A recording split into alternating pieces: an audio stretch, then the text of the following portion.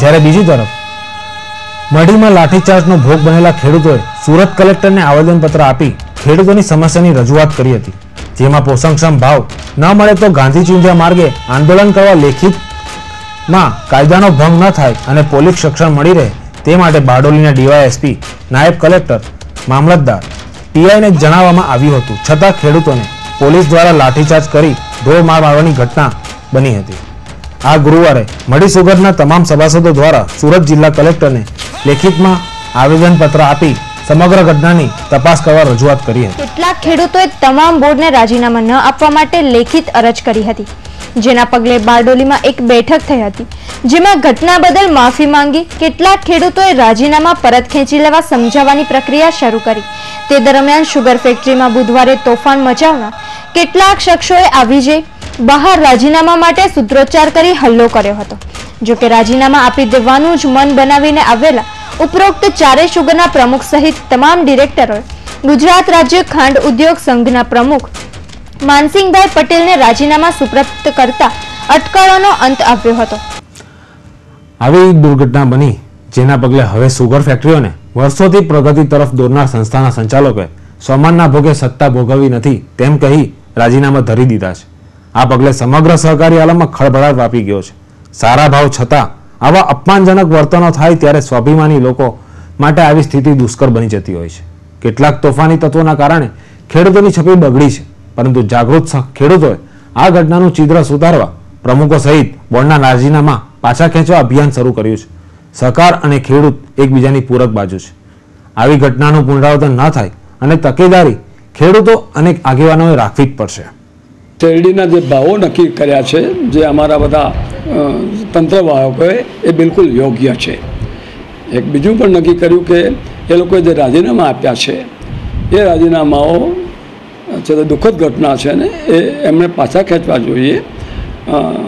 સામાન્ય રીતે એવો એક પ્રવાહ થયો છે કે કોઈ સપોર્ટ નથી કરતું, એવું જે અનિશ્ચિતતાનું વાતાવરણ જે તંત્રવાહકોને મનમાં ઊભું થયું છે તેને કારણે છે તે બહુ સહકારી ચળવળને પણ નુકસાન થયું છે અને એને માટે અમારું પહેલું એમને વિનંતી કરવા જવાના છે કે તમે તમારા રાજીનામા પાછા ખેંચી લો અને આ બાબતમાં અમે પૂરતી ચર્ચાઓ કરીને એક આખા સુરત અને તાપી જિલ્લાની સહકારી આગેવાનોની મિટિંગ કરી છે તે રજૂઆત કરી અને સપોર્ટ કરવા માગે તમારા આખા તંત્રને। હાલ જે શેરડીના ભાવો માટે જે આંદોલન ચાલી રહ્યું છે એ દિશામાં જો વાત કરીએ તો જે શેરડીના ભાવોની જે વાત થઈ રહી છે કે પોષણક્ષમ ભાવો નથી, ત્યાં મારે ચોક્કસ એટલું કહેવું કે 2008ની ભાવની વાત કરીએ તો શેરડીના 900 થી 1000 રૂપિયા ભાવ હતો। 2009માં એ ભાવ 1900 થી 2000 થયો અને આ વર્ષે લગભગ 2500 જેવા સરેરાશ ભાવો છે। ત્યારે જે રીતે મુઠ્ઠીભર લોકો માન 200-300નું તોડું આ સુગર ફેક્ટરીના સંચાલકોને જે રીતે બાનમાં લઈને આખી સહકારી આલમને જે રીતે બદનામ કરવાનું જે કાવતરું રચી રહ્યું છે એને સમગ્ર સહકારી પ્રવૃત્તિના આગેવાનો અને ખેડૂત સમાજ એનો વિરોધ કરે છે અને આવનાર દિવસોમાં આ જે લેબાગુ તત્વો છે એને ખેડૂત સમાજ મક્કમતાથી એનો સામનો કરશે। આ બધી ઘટનાઓ બાદ સમગ્ર ખેડૂત આલમ અને સહકારી આલમ પર ડાઘ લાગી ગયો છે। સામાન્ય રીતે શાંત અને સૌમ્ય મનાતા ખેડૂત આલમે આવો અભિગમ અપનાવતા છબી ખરડાઈ છે, જ્યારે બીજી તરફ ભાવ વધારવા માટે દબાણ કરતા તેના પ્રત્યાઘાત રૂપે સુરત જિલ્લાની 6 સુગર ફેક્ટરીના પ્રમુખ સહિત બોર્ડ સભ્યોએ રાજીનામું આપવાનો નિર્ણય કર્યો હતો। સહકારી આગેવાનોના જણાવ્યા પ્રમાણે જાહેર થયેલા ભાવની કેટલીક ખેડૂતો સંતુષ્ટ ન હતા, પરંતુ કેટલાક વર્ગ ખેડૂતોએ ઓહાપો કર્યો હતો। વહીવટમાં થયેલી ગેરરીતિ, વિદેશ પ્રવાસો, હિસાબોમાં ગાલમેલ જેવી રજૂઆત કરીને વિરોધ કર્યો હતો। આવા આક્ષેપો અને રોષ બાદ કામરેજ, સાયણ, મઢી, બારડોલી, મહુવા અને ચલથાણ સુગરના તમામ બોર્ડ સભ્યોએ સ્વૈચ્છિક રાજીનામા આપવાની વાત કરી હતી, પરંતુ અંતે કામરેજ, મઢી, બારડોલી અને ચલથાણ સુગરના તમામ બોર્ડ સભ્યોએ સ્વૈચ્છિક રાજીનામા આપી દીધા છે। આ ઘટના સહકારી ક્ષેત્ર તથા ખેડૂત સમાજ માટે કલંકરૂપ બની રહેશે। કેટલીક ફેક્ટરીઓમાં ખેડૂત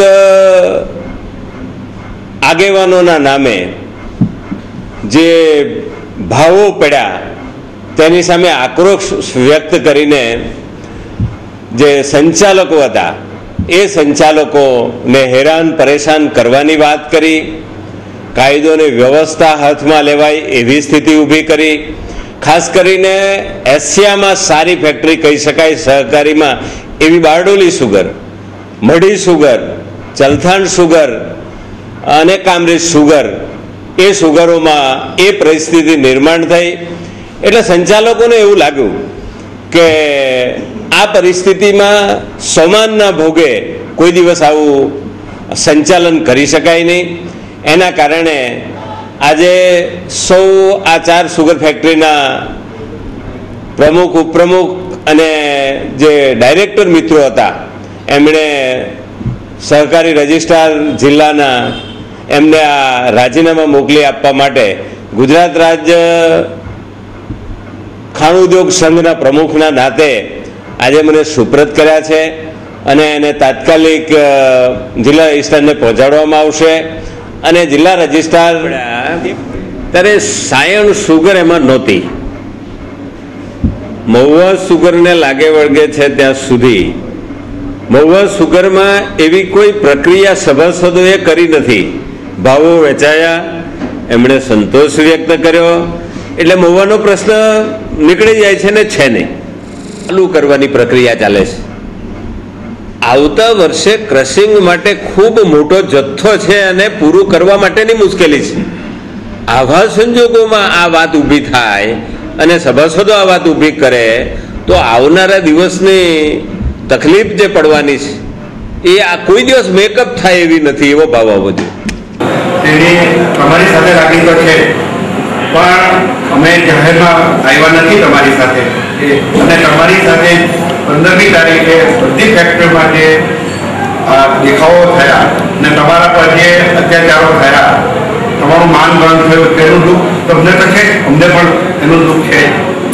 એટલે આ પ્રક્રિયાને અમે સખત શબ્દોમાં વખોડીએ છીએ. અત્યારે પણ અમારી ટૂંકી જાહેરાતના હિસાબે ખાલી 3 થી 4 જણે જાણ કરી તો એ લગભગ 200 જેટલા લોકો અન્ય સુગર ફેક્ટરીમાંથી આવી ગયા છે. અને અમે એક ડ્રાફ્ટિંગ તમને કરીને આપવા માંગીએ છીએ કે હાલના સંજોગોમાં તમે જે રાજીનામા આપવા માંગો છો તે મોકૂફ રાખો. એક સંસ્થાના હિત માટે અને સભાસદોના હિત માટે તમે જે પગલું ભરવા માંગો છો તેને હલ પૂરતું તમે મોકૂફ રાખો.